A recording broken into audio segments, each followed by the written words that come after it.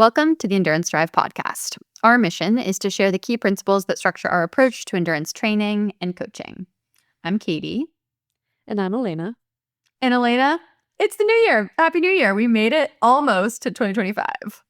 Yes, Happy New Year. We are manifesting 2025 energy already because it is still 2024 for us, but this is going to come out in the new year. And I mean, this has been a big year. I'm sure we'll break some of that down, but we're just excited to have a new year upon us and way to kick it off with the Endurance Drive podcast. I know. And thank you to everyone who has listened for over a year now. We've kept the podcast rolling for a while. And we thought that maybe to kick off 2025, we could do an episode sort of under the theme of New Year's resolutions. I mean, we could probably discuss whether it's actually productive to make New Year's resolutions, but we do think it's productive to think a little bit about goals and intentions. So that is the focus today. We went back to crowdsourcing, which is one of our favorite ways to get some good content. So we're going to go over some fun goals and intentions that came out of our community, as well as some of our own goals and intentions. And yeah, I'm super excited. Yeah, it should be a good episode. But first, before getting into all the goals and intentions, we do always start with coaching and training insights. And Katie has some meaty insights this week. So, Katie, do you want to kick it off with your insights? I know. I took my insights and ran with them recently.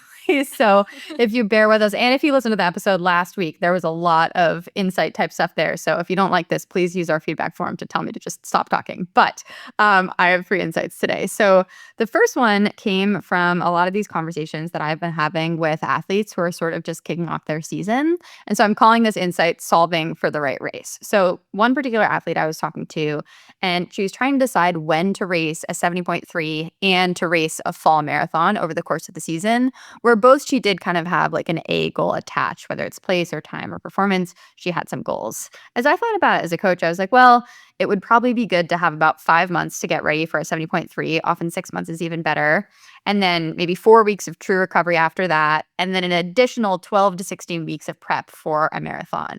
But when we start to run the numbers on that and actually look at like a calendar with 52 weeks and 365 days, that would severely limit what possibly races anyone could even do in one calendar year. And similarly, it would also impact whether the race that you choose is logistically easy. Is it drivable? Is it in a good weather time? Is it something you actually want to do? When 70.3 training needs to start, you might look at a calendar and realize like, oh, I guess I should have started 4 weeks ago if I wanted to do that. And then similarly, the distribution of when are you going to be training for a marathon? Is it in the heat of the summer? Is it inside? Is it outside? Lots of different factors like that. It's going to impact how long your season is. And there's many other factors that will just matter to people kind of on a case-by-case basis. So then as I zoomed out, I was like, well, I think the most important thing here is to actually come back to what is your why and what is your purpose and what are your values in solving for the right race, because there always is going to be like some type of sacrifice in one of these different buckets. And I'd say this athlete in particular is really, really into like the community and the social and the joy aspect of training.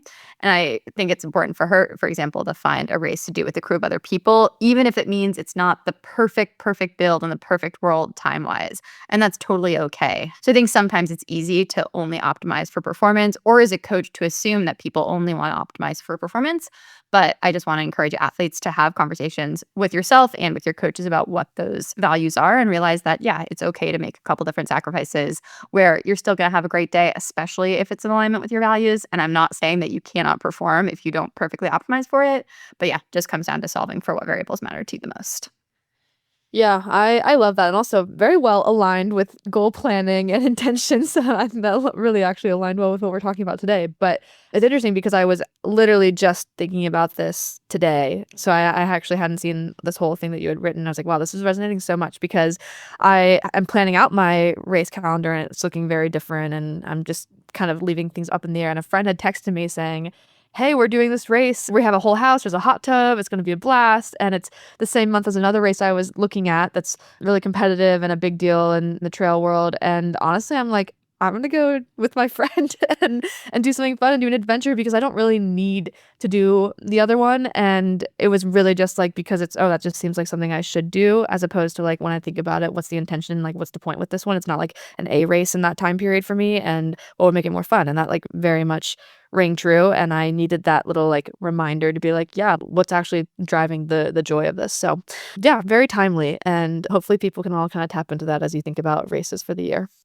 Totally. Yeah. And I would say too, if you're not really sure what your goals are or what your values are, we dropped a couple of worksheets in the show notes where you can check out like actually identifying your values and identifying your goals, kind of going through that process. We also have an episode, I believe it's 49, where we talk about goal mapping. So both of those are really, really valuable exercises.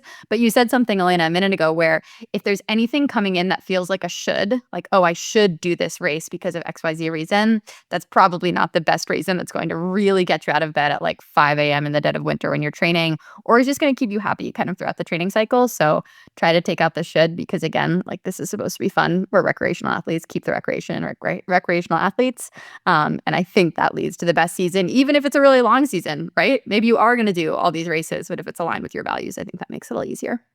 Totally. Yeah, it's like if you enjoy what you're doing, then it doesn't really feel like work, that whole idea. It's tapping into the motivation. So like really questioning your motivation, what's driving this? Why do I think I want to do this? Is it because I'm seeing all this other external influences, or like when I really get into it, what's exciting to me? So, yeah, I think that's great advice. And I actually well, check out your values worksheet too, because maybe that'd be helpful as I think about that for myself. I'm big in my worksheets era. My athletes are probably like, please stop with the worksheets, but it's fun. I like doing worksheets. I know. I always joke that I live in Google Docs and Google Sheets. Mhm. So yeah, it's good to write your stuff down. Even if at one point I had, I think, a worksheet or a doc that was a table of contents for all my other docs, and I was like, maybe this is too far. That's awesome. It's never too far. Just be your authentic self is awesome. Yeah. Maybe one of your values is organization. So, Yeah, exactly. Lean into it. Lean into it. exactly. Okay, so next insight here. Want to talk about just the general phenomenon of races sometimes not allowing you to display your true fitness. And this came up because I recently had a pretty advanced athlete finish up an A race, and we had our post-race debrief call. And this athlete had really a solid race, but it wasn't what they were expecting based on, some serious gains in fitness during the season. And I'd say they probably kind of felt like they underperformed relative to expectations. So usually when I have a call with an athlete about that, if they want to talk about it, we'll maybe drill into some of the possible reasons why, because I think thinking through the why can help us kind of process what's happened. One of those is it's December and it's not hot on like the East Coast or really anywhere in the United States. And if you go somewhere and train in conditions that you can't race in, it's really, really hard to prep for those conditions. So this athlete was mostly training inside. Of course, there are some things that you can do to kind of like heat train or whatever, but in general, going somewhere where the UV index is 11 and there's really hot winds, like this is outside of our control, right? And so I would say that this is something that maybe could have factored in just weather conditions that are uncontrollable. But I think actually even more importantly in this case was we talked about how there was a little bit of like a mental checkout after a disappointing bike in this triathlon, for example. And I found that in my experience, when you start to check out mentally, let's say you're doing a triathlon and you have a bad swim or you have a bad bike, it is so hard to motivate yourself to push later in the race. And so we talked about here, like the athlete really had trouble even just getting into a higher gear on the run after being disappointed with how the bike panned out, because it's like, okay, do I really want to make myself suffer so badly when I already know that this is maybe not going to be the race that I want? And I think it can also lead to some self-talk that's like, why am I even out here? And I will say huge kudos to this athlete for crossing that finish line. And I think they had really an incredible race given these tough conditions, because when you get to that point, it can be hard to even finish. And I've often seen DNFs where people are just like, you know what? I'm checked out. This is not for me.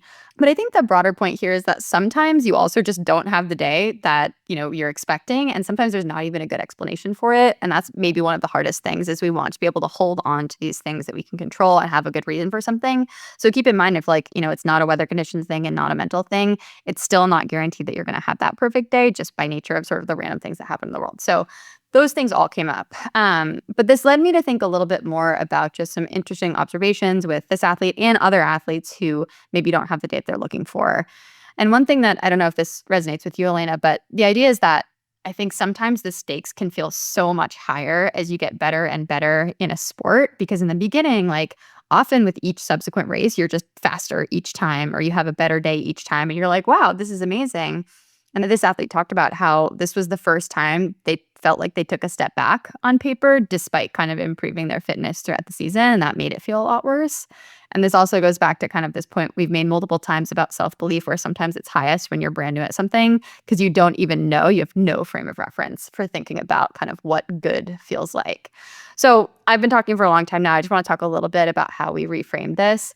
One of those is I think it's helpful to try to imagine like the beginner triathlete or the beginner runner, whatever it is in you, and how they would think about your performance back when your goals were just to cross the finish line. And I try to think about like, 18-year-old Katie at the New England season opener, just trying to survive the swim and seeing me race, for example, in like Kona. I might not have had the best day ever at Kona, but just knowing that I even got there, that I did an Ironman or that I did anything longer than a sprint triathlon would have been so amazing. So just race for that person and allow them to tell you how badass you are just for getting out there. And then the second thing here is I think it's so important to remind ourselves that races are not referendums on our fitness. Like if you know that you're fit going into a race, you are still just as fit the day after the race, if not fitter. And if you know that you've improved, that's still true regardless of what those results show. It's really awesome when you have that magic A day, but there are just too many uncontrollables to allow that single race to be kind of like an end all be all fitness marker. And it actually reminds me a little bit of like everyone's had the experience where they take an exam and you study super hard for that exam and then you just get asked completely irrelevant questions. And that doesn't mean that you're not smart or you weren't prepared for the exam. It's just unfair. It just happens. So try to keep that perspective in mind. Again, the feels are so real. It's so hard to do. But I think these reframes can at least help just a little bit if you're kind of processing those challenging races. Yeah, I absolutely love this. I resonate with a lot of this, and how you're talking through like the reframe. I think to your point on what you mentioned of the journey of being an athlete, that yeah, I remember like no expectations at the very beginning of my journey, and then yeah, the pressure really ramped up as you start to understand what you can do, and then you want that pressure to perform like that all the time, and then you realize that the more you race, that you're gonna have good races and you're gonna have bad races, and there are a lot of uncontrollables, and you kind of just get good at like or better, I should say, at handling those disappointments. And that's also, I think, where like the goal framing to the point on the goal on setting goals and intentions coming into this, where that can be really helpful of here's my A goal, here's my B goal, here's my C goal. So if my A goal is not panning out, I'm falling back on my B goal and I'm excited about that. And if my B goal is not panning out, I'm falling back on my C goal and I'm excited about that. So you can kind of keep your head in it no matter what's going on in the race. And yeah, I have found a lot of solace in that for racing because I've had this experience that the athlete had of like, oh my gosh, this was not going my way. I kind of just want to like check out and it's frustrating. And then like remind myself what I'm doing, how I can keep finishing, like keep fighting on just to get the finish and then learn from that experience, even if it was a mental learning and my fitness was totally there and it just like wasn't my day. And then you know what, that fitness is still there and it shows up later and you're going to surprise yourself at some other point. You just have to be patient with that. So I just think that's a good way of thinking about progressing in sport. You're going to have this experience no matter what. So take it, learn from it, and you'll be a better athlete because of it.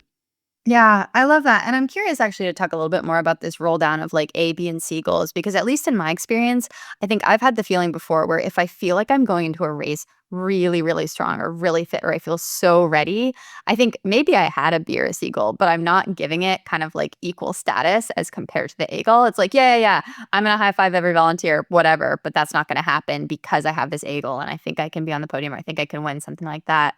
I wonder if you have any thoughts on like how to better hold on to those B and C goals. We talk about kind of big goals loosely held, but it's almost like holding the B and C goals just as tightly as you hold any other goal. I'm not sure if there's a better way to do that. Yeah, that's a really good question because I was actually curious. I was going to flip this on you and kind of ask about your experience, and maybe I'll do that in a second. I think my reaction to that is once you ground yourself in the belief in the long-term journey as an athlete, like I'm doing this because I enjoy the process. I want to be active for my life. I believe that the work I put in is leading to something bigger than the event that I'm about to go do. Then you can kind of see each race as just that, as another day. Like, I mean, it's important in that moment, but it's not like the end all be all. And you have many years of doing this thing. And to that end, each thing is an experience. And so typically, even if I can't hold the next time goal as seriously, it's usually still like a motivating thing. For example, if my A goal isn't there, then I might have like, okay, I still want to like finish this and run the whole time or something like that. And I can hold myself to that like value that I am going to get through it and I'm tough and I'm going to finish the race no matter what. Or I think typically it's like I want to show up in a positive way. I want to enjoy the experience. I want to like connect with the people around me. And that is always like maybe the falling back, like how can I like still show up really positively? And I think the one example that comes to mind really clearly, and this is where Katie, I'd want to hear if it's your Kona experience or if it's something different. I'm really curious to compare, but I had one experience that was like almost exactly like this. It was like a marathon for me. I think, my best fitness. I had some of my best workouts going into that marathon. It was the New York Marathon. I had a busy week beforehand, and then it just ended up being like humid, hot, like 85 degrees. I do not enjoy that. And I was also, probably because I was so excited about my A goal and feeling my best, I was like ready to gun it. And I probably went a little bit too fast at the very beginning, not a ton, but enough. And I just completely blew up. And I remember in that moment, I had probably like a minute of being like so upset, like stopped on the road and walked for 10 seconds. I was like, it's just not going to happen.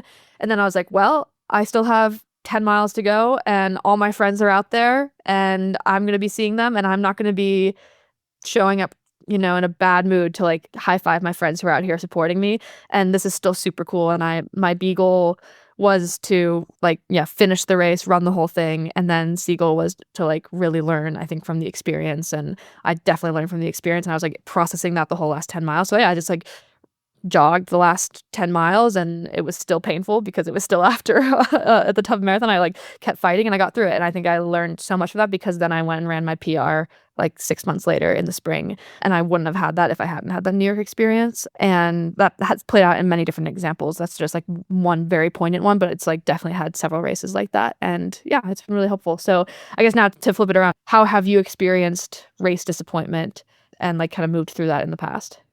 Yeah, that's a great question. Before I get into that, I think something that stood out to me with what you were saying and kind of the answer I was trying to think of to this question as you were talking was maybe there's a roll down of goals, but there should never be a roll down of values. You always have your values no matter what.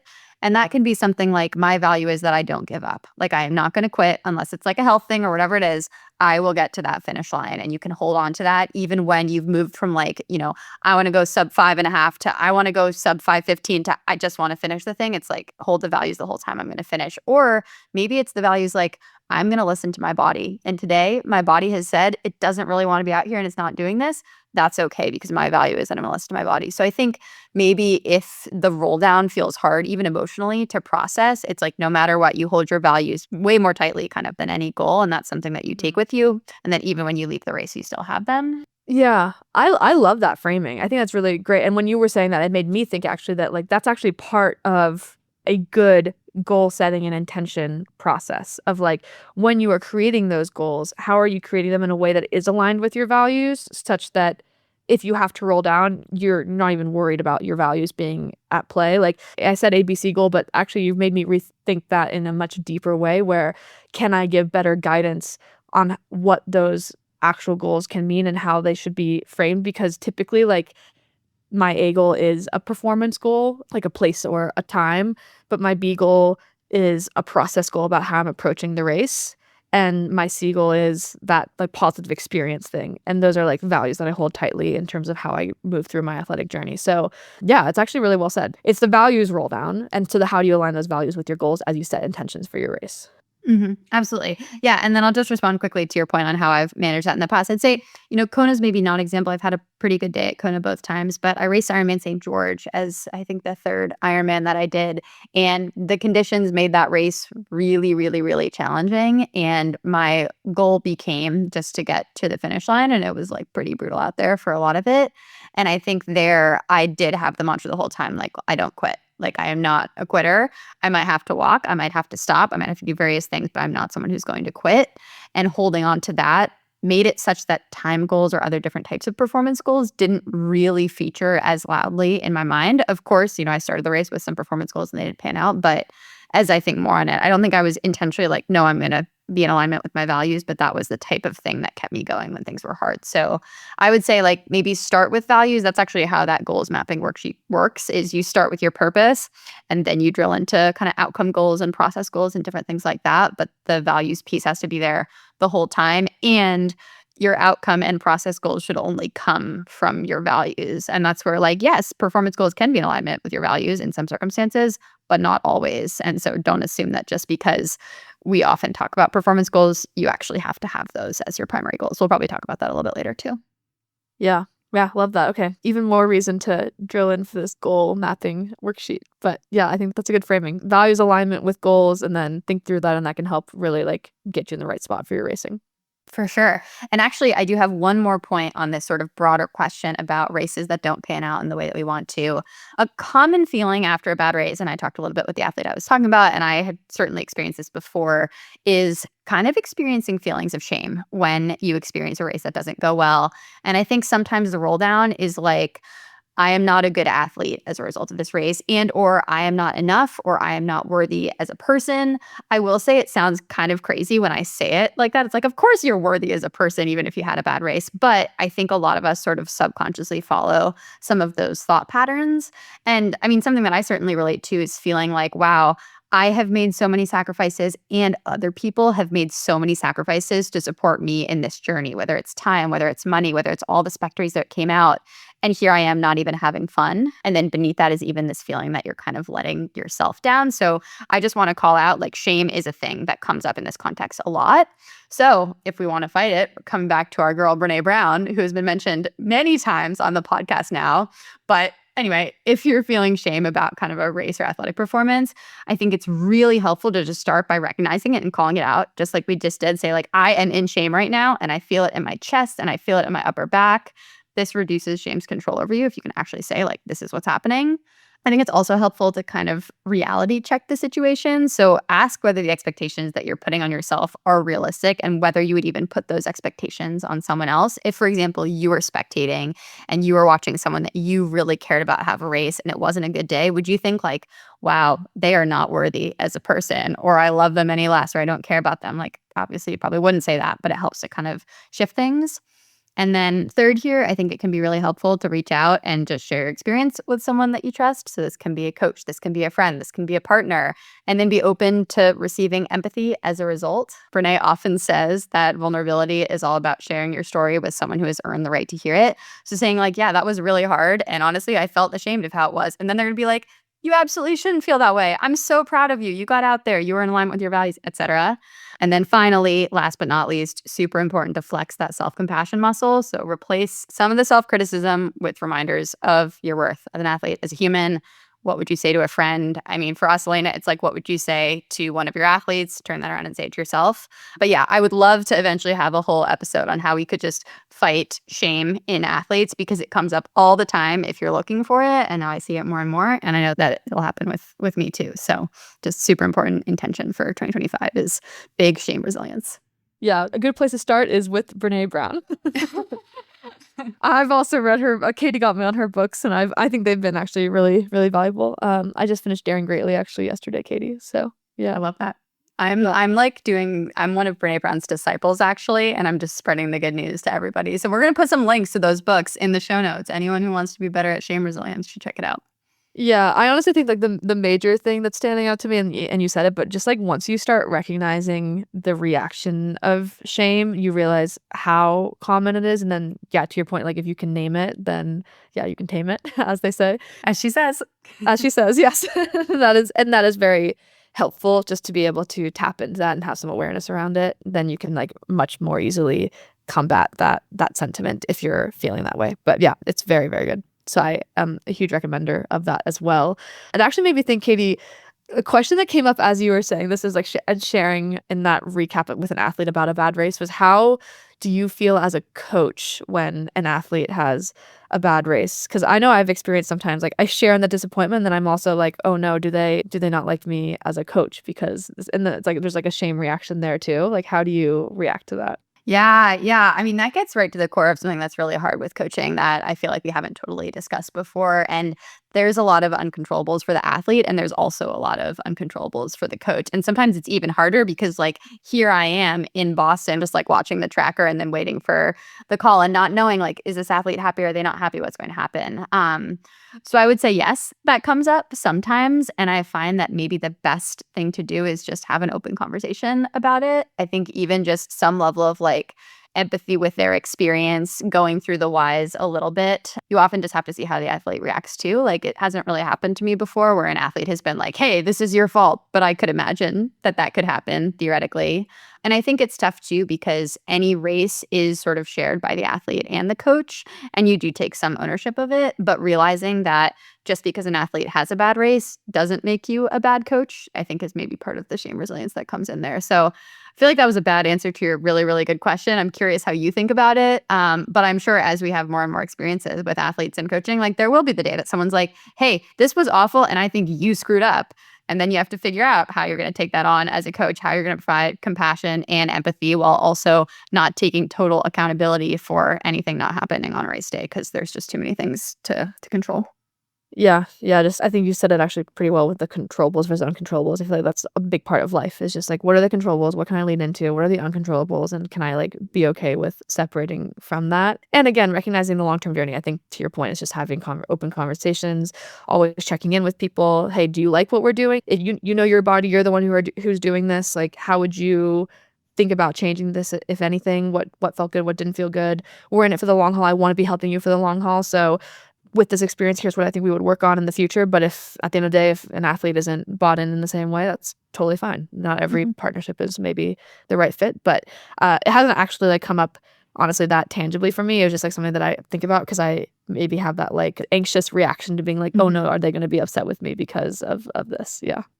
Yeah, and it's tough too. I mean, I will say something that has come up is as we take on more and more elite athletes, like the goals are bigger and it's a little bit different from when someone's brand new and they're just trying to get the finish line of their first try. Like that's a huge goal for them, and yet I probably feel more confident in that than saying, "Yes, I am sure that in this race you can turn pro." I don't feel confident in that necessarily. I feel confident that we can prepare you to have the best race that you are capable of and that we can have a plan that's going to work to get you really, really well prepared. But again, there's too many things that we can't control in that scenario.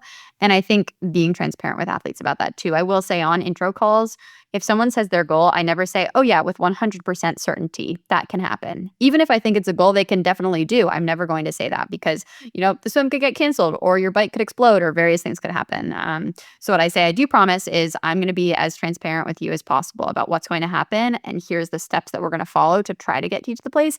And if I think we're not on track for that goal that you've set out, I am going to let you know. Yeah. So, yeah, transparency probably helps there too. Great.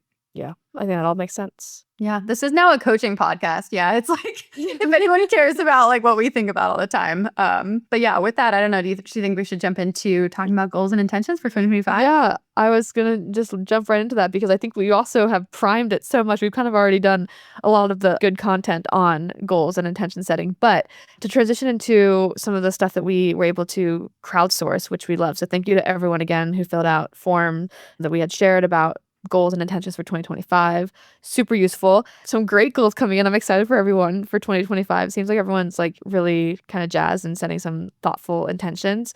At a high level, I think maybe just like recapping what we saw and kind of digging into that could be a good place to start. So, from the form responses that we got in, I think a few themes really stood out. One was that there were quite a few people that had mentioned like not actually knowing exactly what their achievement goals are. They have some ideas, but maybe that hesitance is actually like showing them something. I think I can read one quote that I thought was really great. This person said, I'm procrastinating answering this because I haven't landed on a goal for 2025, but perhaps that tells me something about my actual aspirations.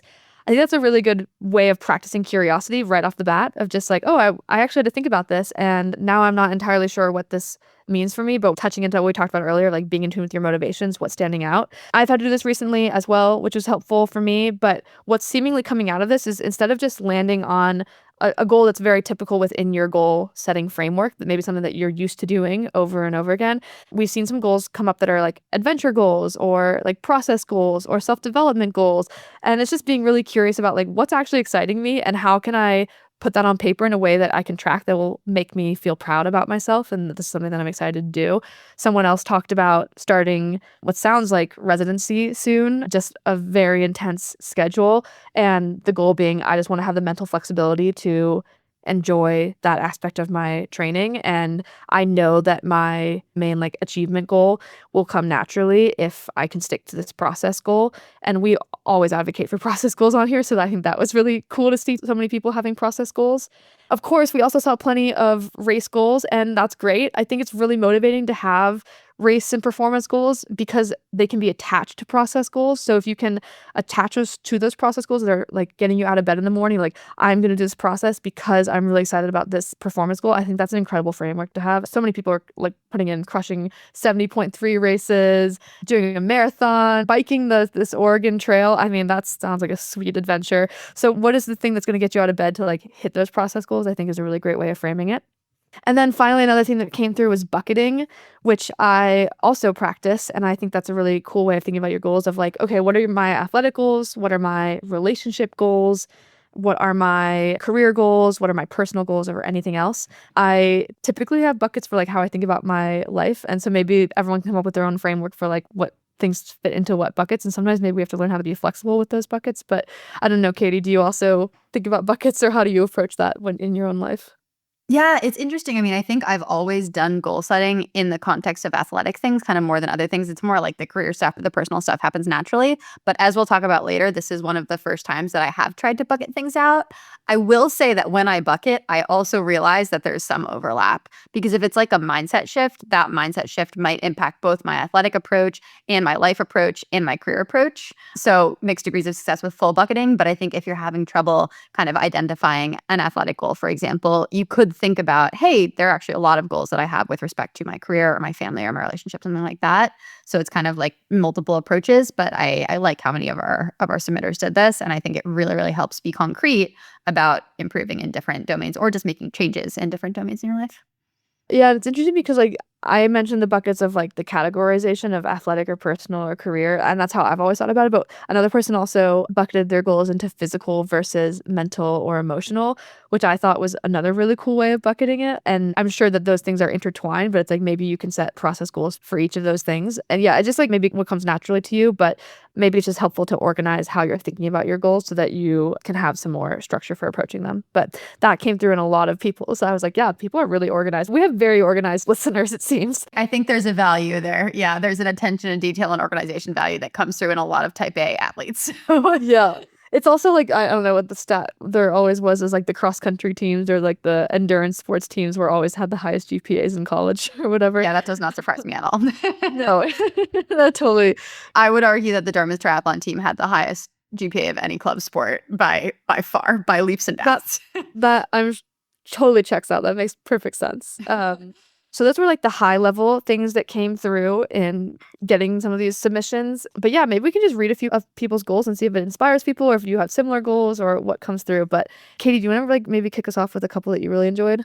Yeah, I would love to. So there were a couple that were already bucketed, which I think makes things easier. So maybe we focus on some physical goals. Someone talked about incorporating strength training into their routine 2 times per week and learn to enjoy it. I love that, the pair of things, because we know that part of the process of actually achieving the goal of strength training twice a week means you have to enjoy it. Like if you hate it every single time, it's probably not going to stick. So shout out for that. Second one that I liked was, in addition to triathlon, continue to find methods of movement that bring me joy. That's important because it's grounding in values here. And I think often we can get very caught up in like, well, what are all the demands of my sport? But if you hate it, like I hate swimming and my goal is to probably not be in the pool more than once or twice a week this year just because I don't enjoy it. So that was awesome. Third one here, gain speed on the run. That's fun. That's exciting to think about because I think it's something that can have a lot of different methods of getting there, but nice to work with a coach. Other physical ones, this was great. Crush the 270.3s I have. I want to cross the finish line close to death, having left it all on the course. I hope that this person does not actually end up close to death, but I love the energy of leaving it all on the course. And also just the value of like, I'm going to crush it. I'm going to do the very best that I can. So those are some fun physical ones that came out in our submissions. I love that. For some reason, when I saw that one of crushing the 70.3s and feeling like death on the finish line, I was like, is that Katie?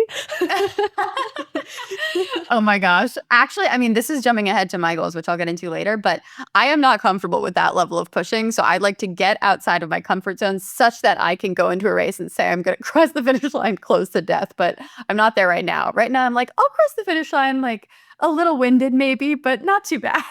Yeah, yeah. No, I loved it. And then also, with the person who's saying learning to enjoy strength training, I'm just like, I wanna report back. Like, tell us how you did that and, like, what came of that, if there's actual process things that you were doing there to help kind of find the enjoyment. I remember I always think back to our favorite Laura Faye's podcast episode where she was explaining how she had to get into her mobility routine during a period where she was kind of going through some other challenges and made it like a really nice environment for herself, got the nice candles and like set up the nice room. And I was like, that's a really cool way of thinking about just trying something new and getting into it in a way that's enjoyable. So I'd be really curious to hear this person report back on like kind of what worked for them in that case. But great. Okay. Yeah. One that I really enjoyed that I resonated with too is someone said, one goal I have for 2025 is to try to do better at less things. I tend to spread myself too thin and end up dropping balls. To do this, I want to ground in a solid set of routines and have more weekends blocked off from social travel activity to rest and get quote unquote caught up. And I was like, wow, I maybe someone wrote this for me. But I'm going to take inspiration from that goal. And I think that's a really good thing is like not only setting the goals, but I think it's easy. And maybe this is like why New Year's resolutions kind of can get a bad rap. It's like it's really easy to sit down and write out everything that you want to do. And then you're in that list making mode. We always are trying to do more. We can end up with a list of 10, 20 things. But actually having the thoughtful intention of like, what do I want to do really well? And how am I actually going to really push the needle on those things and make real progress? I think that's a really important exercise. And that's something that I'm also trying to go through is like, what are the big things and how am I going to do it well? And I think a big part of that is routine. It's lots of goal of mine as well, which I'm sure we'll get to. But I think that really stood out to me.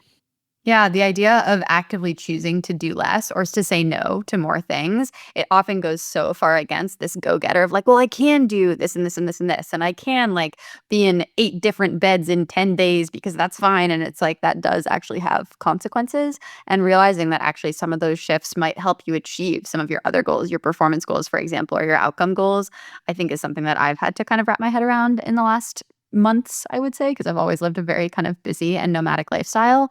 But then when I actually nest for a little while, I'm like, whoa, I sleep really well and my stress levels are really low. And maybe there's something related to that. So I want to take inspiration from this person as well. I think it's a great idea.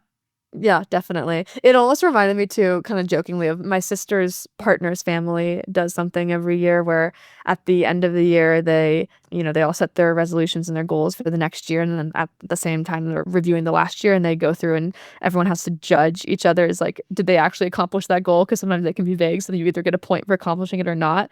And then whoever has the highest ratio, like the highest percentage, like wins the family prize, which is a very funny thing. And you could see this easily in the wrong environment being like kind of toxic. But you could also do it where like I'm gonna set 5 goals for myself and get 5 out of 5 and I win. Or my sister's always like, I have 20 and I got like 12 out of 20. So it's just like a funny way of thinking about your actual what you're capable of and how you actually want to approach it. And some people do want to have like a lot of little things and like go for it, or like have a few big things and do them really, really well. So I'm going to try to transition to that a little bit more this year. I love it. One other one that I wanted to call out that I think is relevant for a lot of people, someone had a relationship goal and said, keep a balance of quality time in my relationship as I embark on a new season of endurance goals. And this almost sounds like an intention, which I love. We haven't really drilled into the difference between goals and intentions, but I think it's really easy to lose sight of these things that we do want to prioritize when we get so fixated on, for example, an outcome goal and to maybe let other things fall to the wayside. So I think the ability to call it out right now before your season has even started is like, yes, there will be sacrifices with respect to other buckets in my life, but I really want to prioritize my relationship. I think if you can just remind yourself of that kind of like every week, every day, whatever that is, it will hopefully make things smoother at home. And I love that this submitter called that out. Yeah, I love that. I also love the submitter put in on a professional goal, don't get fired so I can afford more bikes, which I'm a hallelujah. Yes, no such thing as too many bikes, and agree that not getting fired so you could buy them is amazing. Do you want to talk a little bit about, we had some great kind of mental and emotional and personal goals. I think it was amazing that people called these out because we know that they're actually so related to these athletic buckets. hmm So a few that stood out, one, prioritize self-compassion and resilience. We've talked about this a lot. I'll probably bring this up later. That's huge. Practice gratitude more regularly. Gratitude practice is something that's very easy to do. That's a habit of like spending 30 seconds on it every single day. I think that's awesome. Continue to foster new connections and community. Give back to my community. Put my well-being first.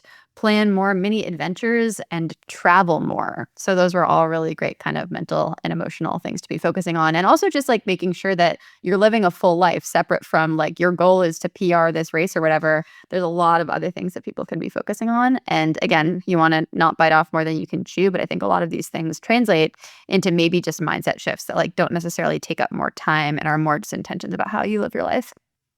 Yeah, exactly. And I almost see like the paradox there of like, okay, you have a list of things you want to do, and the first one is prioritize self-compassion and resilience, such that if like you ever feel like you're not doing well enough on any of these, your default is to go back to be like self-compassion and resilience in terms of what's actually possible, because you can't do everything all at once. And I really love that this person's like that was the number one priority, which is great. I also really liked calling out someone put in like their own framework for sharing how they create goals. And I thought these were like kind of fun things. Like they're also kind of intentions, like of just how to think about doing this is one is do one year defining thing every year. So however you define that, maybe it's just this is the thing that it's gonna be that. And maybe it's just like something that gets you excited. I really like that idea. What's my year defining thing this year? And that could be, for example, I'm going to complete an Ironman, but it could be like, I'm going to start a new job. Like that can be the year defining. 2024 was the year that I X or whatever that is, or we're going to like start a family, or we're going to like move, anything like that. It does not have to be athletic, but if you're looking for something year defining, it could be athletic. And similarly, again, does not need to be a race. Could be, I'm going to complete my first presidential traverse or whatever it is. It can be very, very open box here of what your year defining thing is. Yeah, and kind of related to that, like every other month, do something that you normally wouldn't have done. So this person, I gave an example of like 6 events of a mini adventure every year. So planning something kind of different.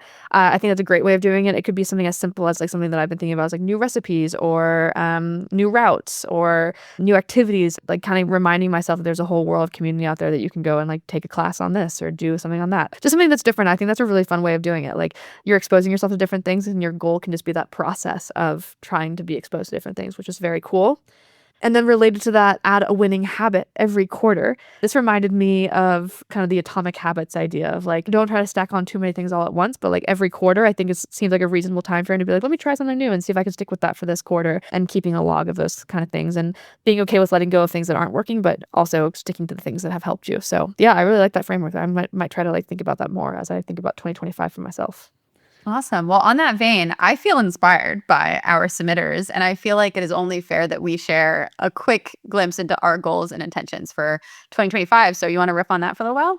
Yes, let's do it. Do you want to kick us off? Katie, give us your goals for 2025. All right. Okay. So I mentioned on a podcast many weeks ago that I'd figure out basically what races I was going to do in the summer. And I was like, well, I don't know if I'm ready to share them yet, but I feel like I might as well just start with that, the races that I signed up for, because I did actually like bite the bullet and charge my credit card recently for my races. So I'm racing Sea to Summit again, which I have mentioned on the podcast before. And then I signed up for a half Ironman in June. It's the White Mountains half. So I'm having a very White Mountains centric racing season this year. And the reason that goal feels particularly scary, I mean, of course, I want to do my best in the half distance, is that I am not that comfortable racing anything shorter than a really, really long race. And so, yes, a half Ironman is not necessarily a short race per se, but it's shorter than what I'm used to. So in that vein, my goals are that I want to get comfortable being uncomfortable. And I would say zone 3, 4 is not that comfortable for me. And that I think the right type of way to prep for a race like that is some short stuff, some track stuff, some really hard bike intervals, some hard swim workouts. And all of those things generally make me pretty nervous beforehand. So it's going to be a goal to kind of leave my comfort zone and also practice some self-compassion as I'm doing that, because I know that it's going to be challenging. So I don't think it will serve me that well to have like a drill sergeant mindset towards doing really, really hard stuff. I think that at the end of the day, if I can be compassionate, that will actually help me approach these challenging things, and just like showing up and doing my best will be important. So that's one big kind of athletic bucket. A related kind of both life and athletic bucket related to goals intentions is that I want to try the idea of prioritizing wellness first, fitness second. And I think the way I think about that is often when I'm building for a peak race, fitness is my number one priority. So even if I'm not feeling particularly physically or mentally well, I will still get the work done, and I will still kind of just grind through. And that has sort of come back to bite me a couple times before. So I'd like to try a new approach of like, what if the number one goal is wellness? And that means like probably taking more rest than my training plan might call for, or really, really trying to listen to my body or ask for help when I need it, etc. And my hunch is actually that this could be a path to maybe my best performances. I'm not sure. And I'm not sure exactly what it will look like, but I'd like to at least have that intention of like my number one priority is wellness. And if wellness is falling apart, you need to take the volume down, you need to take the intensity down, and you have to be true to that, because I think I'm very good at saying that as a coach and very less good at saying that to myself. So that will be important. And then the last thing is, I've talked about this before, but really grounding in intrinsic motivation is going to be important to me. I want to be asking myself why, and is this a hell yes for literally everything that I do, certainly in sport, also in career. Sometimes there's things that we have to do that we don't want to do, but I really want to keep those to a minimum. So continuing to ask those why questions, and then also realizing that it's okay for your priorities to change or your why to change. And just because you said you're going to do something, just because you sign up for all these races doesn't mean I have to do them if it's no longer a hell yes or it's no longer serving me. So continuing to be curious about that kind of throughout the process, I think will help me prioritize intrinsic motivation. And as always, Strava breaks can help with that. So might have some of those coming up in 2025 as well. Wow, great list. I mean, first off, super excited that you're going to Sea to Summit again. Can't wait for the recap of that one where if you ran downhill on the run for the first 10 minutes and then come back and win it. I don't know. We'll see. Well, I will say, actually, I signed up for it literally last night, and you had to put in an expected finish time in there. So I just looked up my finish time from last year and subtracted like 21 minutes. I was like, yeah, that probably sounds about right. I mean, maybe I could do that. But my goal is to improve in the swim and the bike and the run in that race, and hopefully not just by not getting lost. Like maybe I'll build some fitness too. Yeah, incredible. Well, I really love that, especially like, yeah, wellness first, fitness second resonates. And I love the little experiment that you're doing with it too. Like, I'm curious if that does lead to like some of your best performances as well. And then we could talk about that as we approach that. But I think those are really great goals and intentions. So thanks for sharing. I'm excited to check back in on those.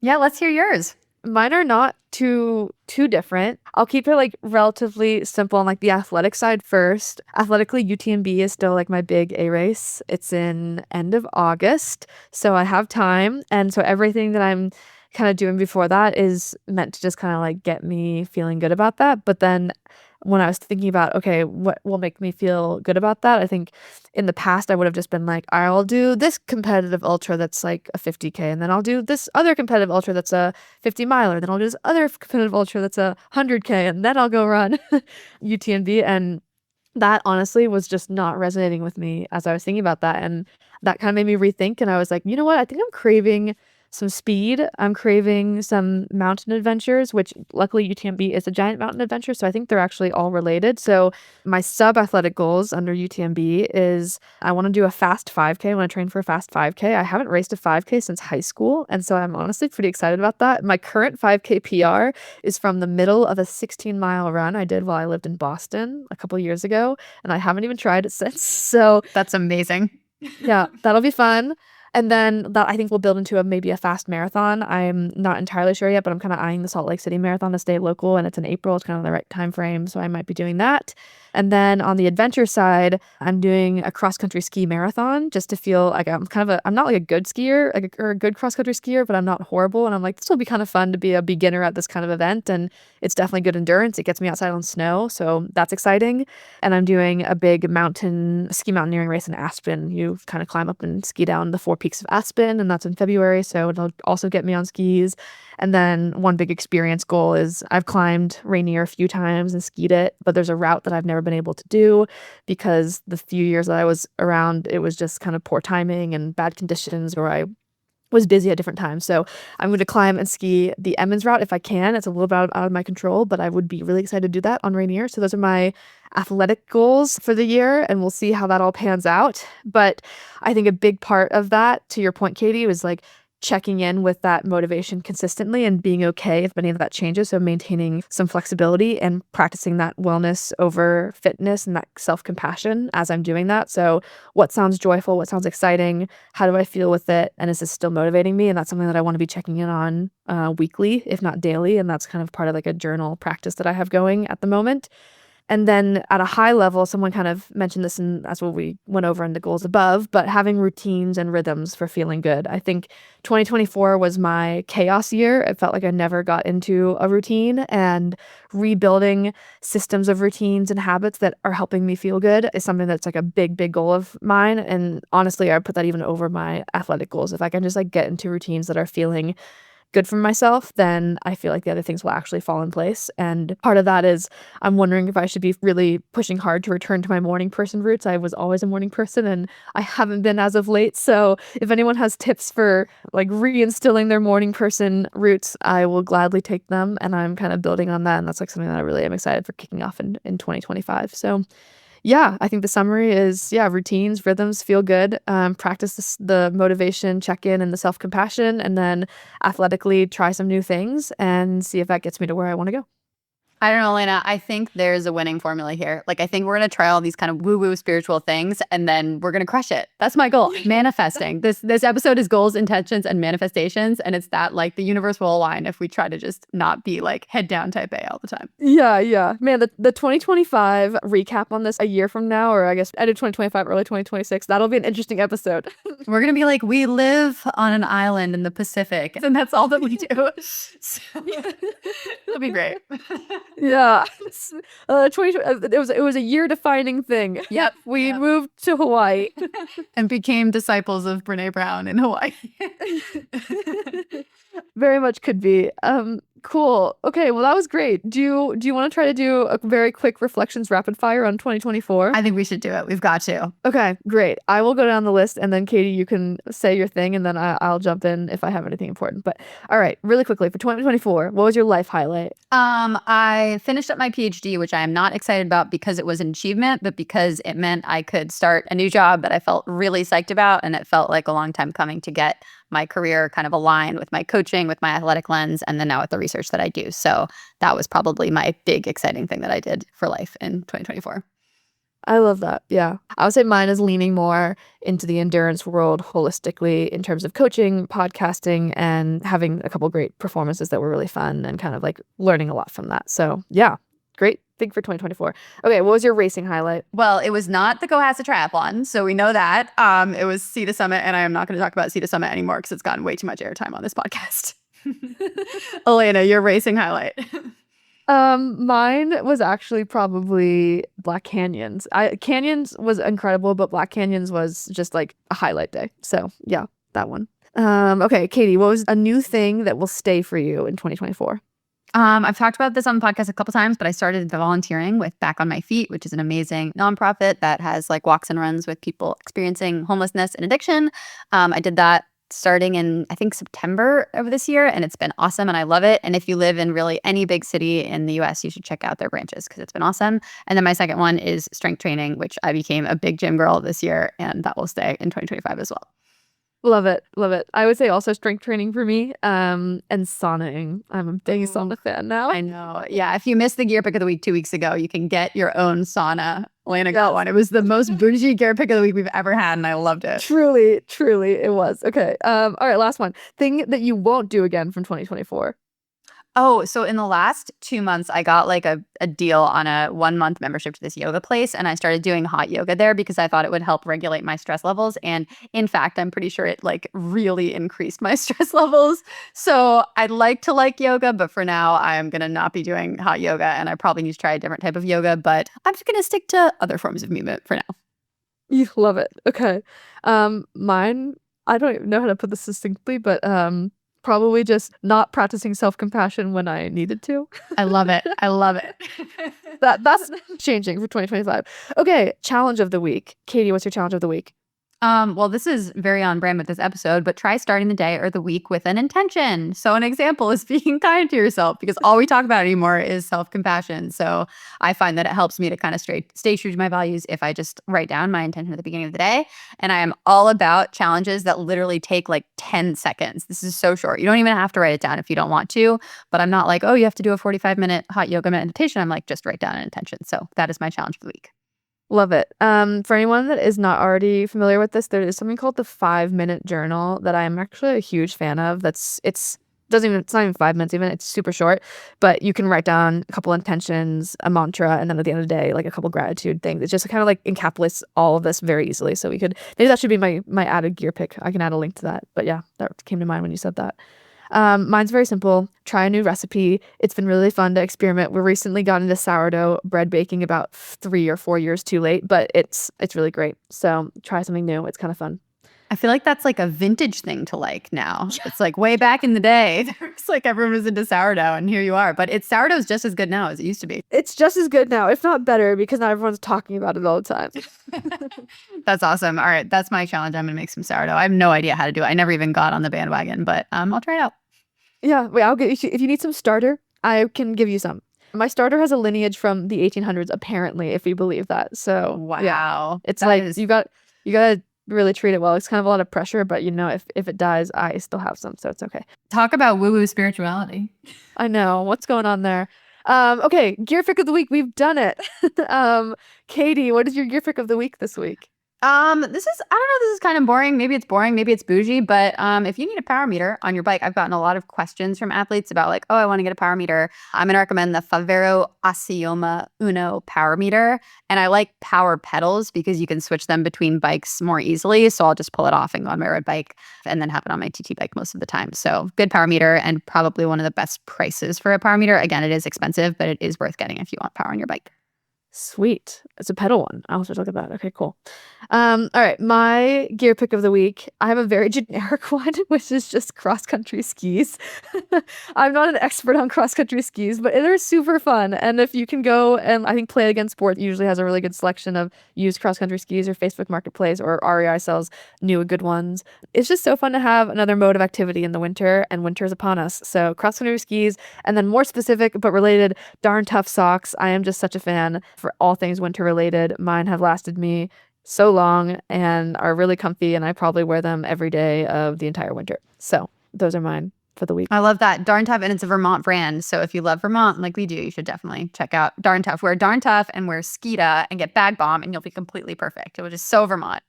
We should make a starter kit and starter kit and maple. Only eat maple syrup as your bike fuel. I forgot that. Awesome. Incredible. Well, a hodgepodge of goals and intentions throughout this episode, but happy 2025 to everyone. We're thrilled to start a new year with everyone, and these goals really got me inspired. I think got Katie inspired, and we'll be here every step of the way to see everyone crushing it. So yeah, enjoy.